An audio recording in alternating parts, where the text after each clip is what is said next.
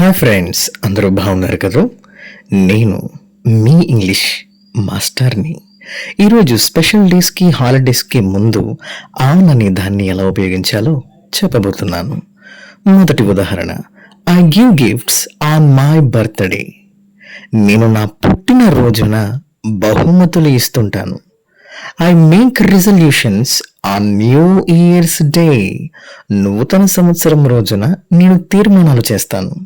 We send gifts on Christmas day. Christmas రోజున మేము బహుమతులు పంపిస్తాము. We light diyas on Diwali. దీపావళి రోజున మేము దీపాలు వెలిగిస్తాం. They have a big meal on thanksgiving day. కృతజ్ఞతలు తెలిపే రోజున వారికి పెద్ద విందు ఉంది. ఫ్రెండ్స్, ఇంకా వెయిట్ చేయండి, చాలా ఎగ్జాంపుల్స్ ఉన్నాయి. ఆన్ అవర్ యానివర్సరీ, మా వార్షికోత్సవంలో.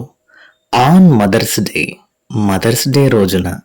On father's day, father's day రోజున. ఆన్ మై గ్రాడ్యుయేషన్ డే, నేను పట్టా తీసుకునే రోజున. ఆన్ దేర్ వెడ్డింగ్ డే, వారి వివాహ రోజున. ఆన్ ఫ్రెండ్షిప్ డే, స్నేహితుల దినోత్సవం రోజున.